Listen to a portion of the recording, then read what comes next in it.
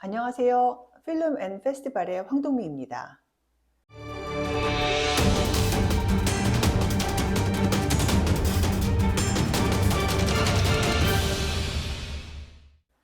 OTT가 영상 시장을 주도하는 이 시기에도 여전히 극장에서 우리들은 영화를 봅니다.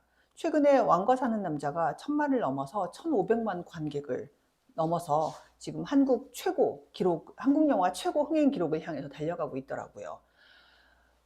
이런 시대에도 우리가 굳이 극장에서 영화를 보고 심지어 그 한 영화가 1000만 이상의 관객이 몰린다고 하는 건 단순한 흥행이 아니고 뭐랄까요? 사회적 사건에 가깝지요. 2020년대에도 여전히 1000만을 넘기는 한국 영화들을 한번 살펴보려고 합니다.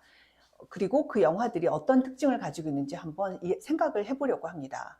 2020년대에 들어서 1000만을 넘긴 한국 영화는 모두 6편입니다. 재미있는 거는 범죄도시 시리즈, 그 다음에 파묘, 서울의 봄, 왕가 사는 남자, 범죄도시 2, 3, 4 이렇게 해서 6편이 2020년 이후에 1000만을 넘겼습니다. 그러다 보니까 이 6편을 두 개의 부류로 나눌 수가 있더라고요. 하나는 프랜차이즈 영화들, 그 다음에 또 하나는 일종의 사회적 감성에 기반한 영화들, 이렇게 이야기를 할 수가 있을 것 같습니다. 그래서 이것들의 특징을 한번 이야기를 해보려고 해요.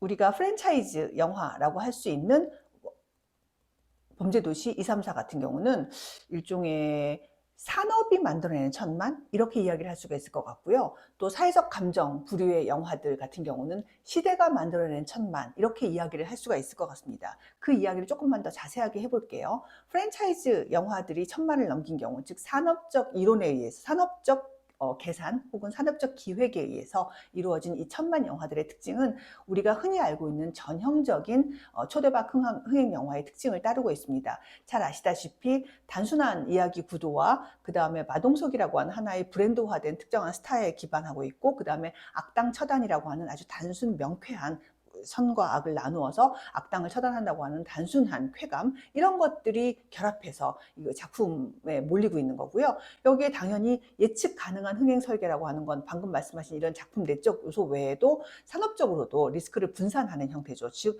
이게 이제 프랜차이즈가 우리가 흔히 말하는 시리즈물이죠. 시리즈물이 되면서 굉장히 안전한 투자, 전편의 흥행이 후편의 투자를 유도해내는 혹은 투자를 확보해내는 이제 이런 경향이 있고요. 또 배급할 때도 당연히 최대 스크린 수를 모아서 그걸 가지고 초반에 입소문을 내가지고 그게 흥행으로 쭉 이어지는 그런 구도를 보여주고 있죠. 잘 아시다시피 범죄도시 2 같은 경우는 2022년 5월 18일 개봉을 했고요. 이때는 연휴 시즌이었습니다. 범죄도시 3 같은 경우는 2023년 5월 31일 개봉했는데 이때는 여름 시즌이었어요. 곧 방학으로 넘어가죠. 그 다음에 범죄도시 4 같은 경우는 2024년 4월 24일 개봉했는데 이때 역시 연휴 시즌이었습니다. 이렇게 연휴나 방학이라고 하는 관객 최고 많이 몰리는 특정한 그런 최성수기에 개봉관 수도 거의 그 당시 뽑아낼 수 있는 최대치를 뽑아내는 거죠. 그래서 범죄도시 2 같은 경우는 2498개, 그 다음에 범죄도시 3 같은 경우는 2582개, 심지어 범죄도시 4는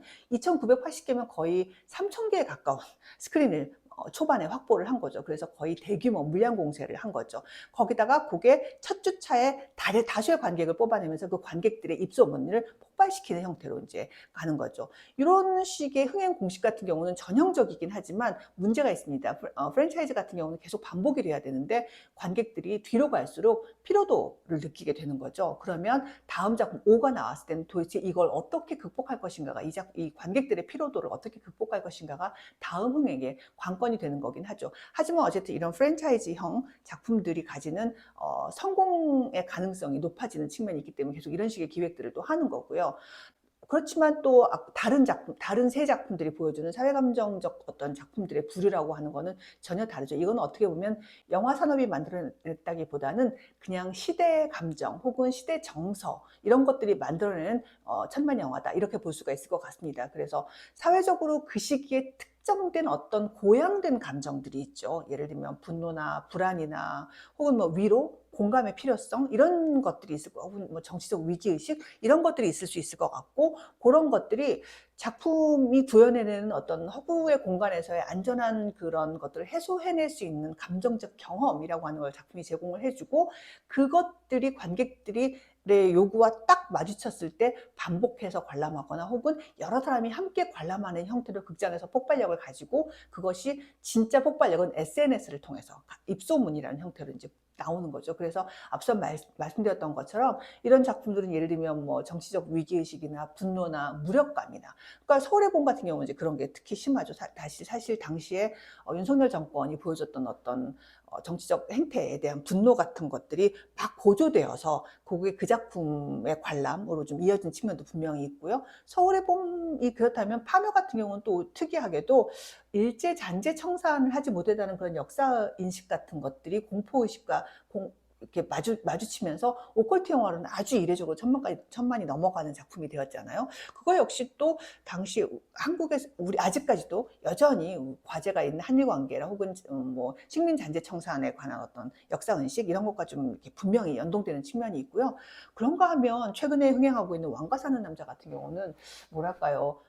위로 혹은 공감 이런, 그러니까 물론 이제 역사적으로 선악을 나누고 뭐 징벌적 어떤 그런 욕망 이런 것도 분명히 있지만, 그거보다 훨씬 더 많이 위로나 공감을 얻고 싶어 하는 마음 같은 것들이 분명히 이 작품의 그 뭐랄까, 이렇게 폭발적 재관람과 관람과 뭐 이런 거에 좀 들어가 있다는 생각이 좀 듭니다. 그래서 이런 작품들 같은 경우는 산업이 미리 뭐 산업 주체들이 미리 고민하거나 계획할 수가 없는 것이죠. 어느 지점에 어느 시대의 정서와 이 작품이 딱 맞아 떨어질지에 대해서는 사실은 미리 예측하기는 좀 어려운 거니까요. 그럼 어쨌든 미리 설계할 수는 없지만 결과적으로는 굉장히 파급력이 큰 그런 부류가 되는 거죠. 그래서 두 개의 지금 부류로 2020년대 이후에 만들어진 그 천만 한국 영화들 같은 경우는 두 개의 부류로 좀 나눌 수가 있고, 각각의 부류역과 가지는 독특한 특성들이 분명히 있습니다. 그러면 이제 관객 입장에서도 그리고 영화를 만드는 사람들 입장에서도 우리가 어떻게 하면 천만 영화를 만들 수 있을 것인가, 아니면 앞으로도 계속 천만 영화는 나올 수 있을 것인가, 이런 질문을 할 수밖에 없을 텐데요. 쉽게 답하기는 어려운 질문이긴 하지만, 말씀드렸듯이 천만이라고 하는 수치는 단순히 영화 산업에서의 성공을 가르는 어떤 지표라기보다는 그냥 우리 시대가 만들어내는 하나의 사회적 지표라는 생각이 좀 들고요.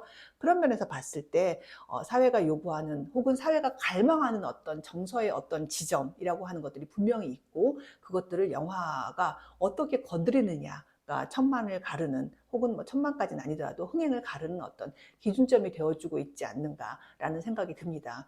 그래서 앞서서 말씀드렸던 것처럼 OTT 시대라 할지라도 극장에서 다 함께 관람하는 경험을 통해서, 그리고 그것들이 폭발적으로 계속해서 SNS를 통해서 다시 재관람까지 이어지고 하는 과정들을 만들어낼 수 있는 어떤 사회적 정서라고 하는 지점들을 영화가 딱 어떻게 마주칠 수 있을 것인가라고 하는 고민을 아마 영화 관계자들은 계속해서 하지 않을까 생각이 듭니다.